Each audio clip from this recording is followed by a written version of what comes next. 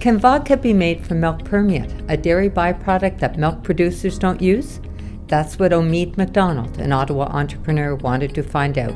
You take the milk and then you take the fat away, that goes to make butter and ice cream. Then you take the proteins away and that goes to make cheese and yogurt. Then the liquid that you're left with is called milk permeate, and that's where all the lactose, the milk sugar, and the vitamins and minerals are left over.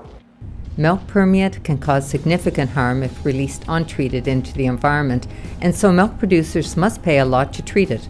In his search for answers, Omid McDonald turned to the Department of Biology at the University of Ottawa, where he met Alexandre and Jessica. I was quite curious and excited as he was talking to me more about his idea to take my lab into these new types of research and maybe investigate a new research direction.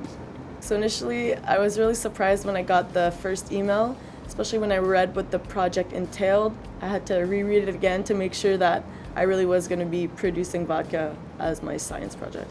My role was to optimize the fermentation process. A big part of that was choosing the right yeast.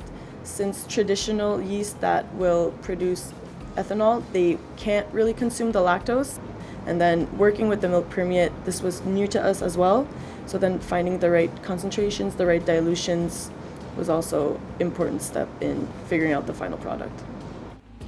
For 6 months, Jessica searched for the right formula, and thanks to her work, Omid McDonald built a distillery in Almonte and began producing vodka. Jessica went on to work at the distillery, which is drawing on her newfound expertise. So when I was working at the university, I was dealing with about carboys that were 10 liters, whereas here we have fermenters that are 2,000 liters each. So it was a huge increase in volume for the yeast management, and that's mostly what I had to do. Was for the fermentation to go on, you needed to grow up the yeast for them to be viable and helpful, and then pitch them into the fermentation vessel. That might have been the end of the milk permeate story, but Professor Poulin's curiosity is motivating him to find new ways of using this waste product, most notably as a biofuel. And really what we will try to do over the longer term is to really optimize the production of biofuels, so bioethanol, from this dairy waste product. As for Jessica, biofuel will be a perfect topic for her graduate studies. It's actually going to be something I'm going to be continuing in my master's, and I think I just love the research so much. I'm so invested in this project that I just want to see where it can take us.